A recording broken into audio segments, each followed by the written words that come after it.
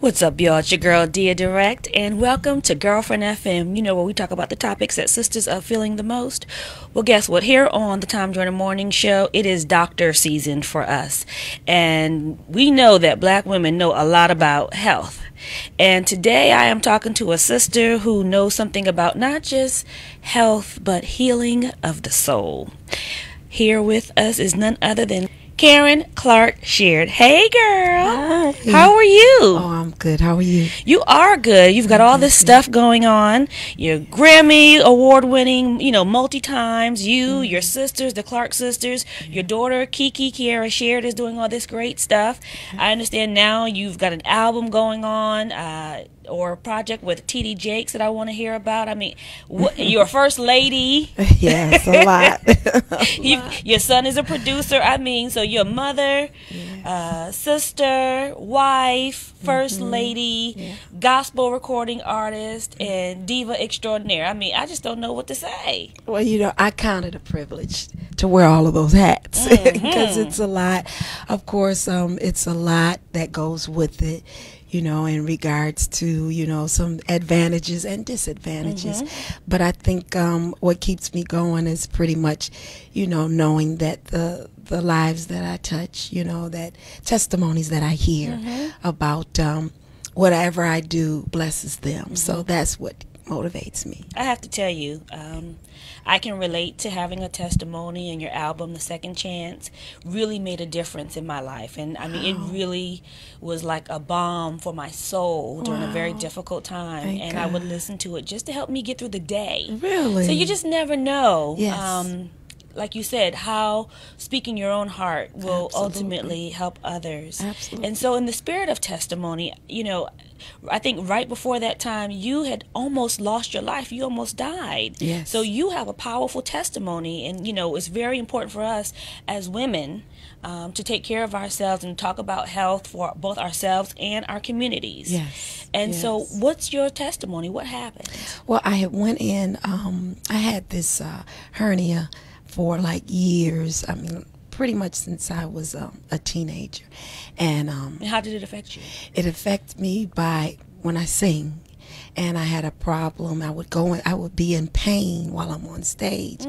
And then I had planned on getting it done, but as I got older, it got worse. So finally my doctor told me, well, let's go ahead and have this hernia surgery done. I went in the hospital, make a long story short, and they said I was supposed to go in 3-day surgery, and come back out. And on that third day, I was getting ready, getting in my, in my hospital room, getting dressed, preparing to go home, and all of a sudden I couldn't breathe and gasping for air, and I didn't know what was going on. So the nurse came and she said, let me call the doctor. Doctor came in and he said, let me take her down. I got to do emergency surgery.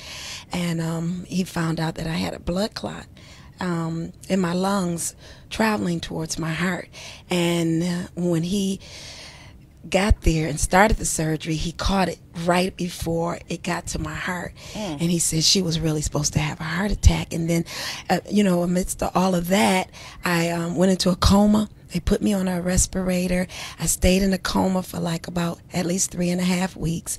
I got an infection in my blood and my health just started going down. And finally the doctors called my husband and said, we've done all we can do.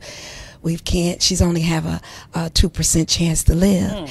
And then when my husband got that news, immediately he said, just show me where your chapel is.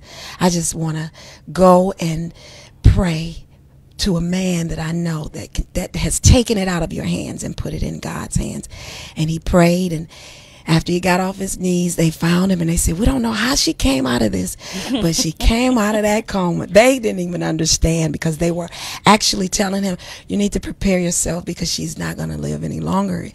And then all he could say was, it was just God, that spared my life. And not knowing that, before I went into all of that, I had prayed to God. I said, God, I just want to, move a little higher and go a little higher in you. And he said, well, a lot of times you got to be careful what you pray for. You got to be prepared for it, because you know, when God has purpose in your life, it's some things that he has to take you through so that you could be a testimony to somebody else, because he has to get flavors. Just like you put a tea bag into hot water, you get the flavors out of it, and people don't want to go through that hot water.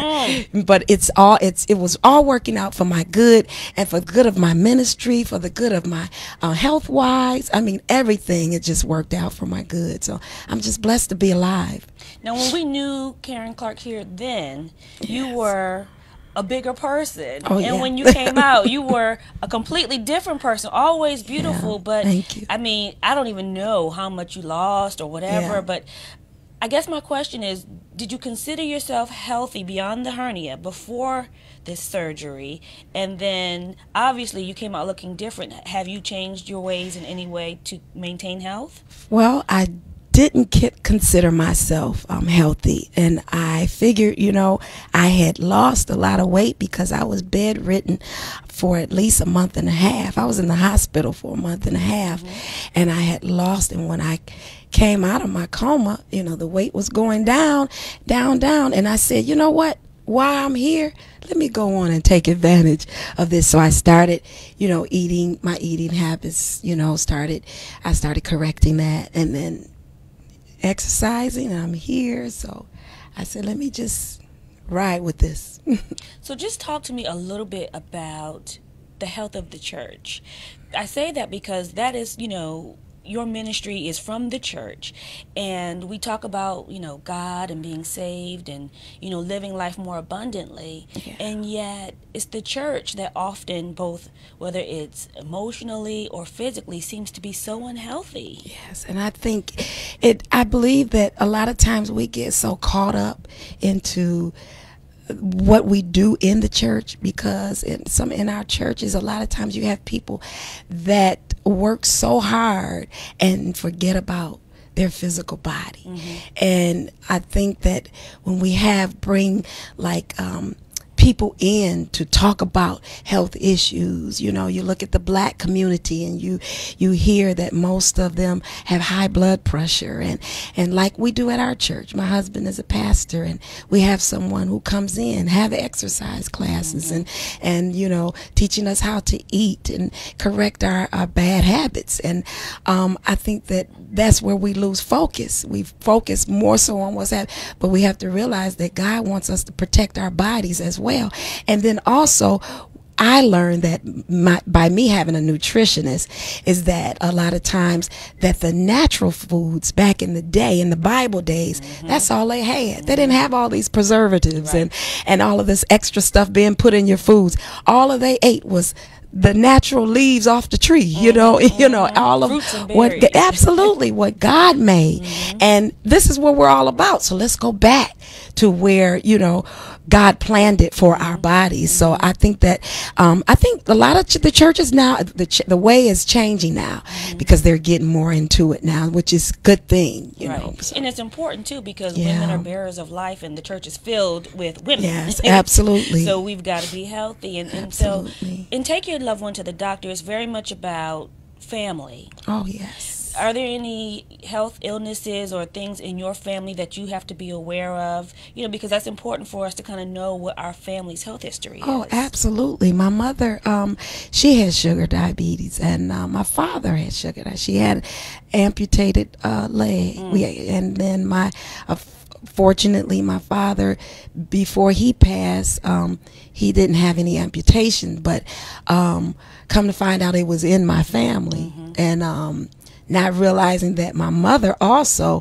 had blood issues and blood clots, you know, so it was like hereditary. And of course which makes us be aware of it. Unfortunately, we didn't want to, you know, that to happen to them. But sometimes, you know, back in the day, they did things differently, you know, and it's good for us today to learn how to, you know, like my daughter, I tell her to watch her weight, and because, you know, it can follow down, you know, it's in the bloodline. So, yes, we had health issues, but it taught me to do what I'm supposed to do, and to tell my daughter, be mindful of your eating habits and what you need to be careful for because of what our mothers and fathers went through. That's what's up. Yeah. That's the truth. Karen, thank you for sharing your story. Congratulations on all that you've got going on. Thank you. This is Dia Direct. This has been Girlfriend FM. And during doctor season, ladies, you know, whether you're a stay-at-home mom or a superstar like Karen Clark-Sheard, we have got to keep it healthy. Take care of you. That's what we got to do. I'm your girl, Dia Direct, right here on Girlfriend FM.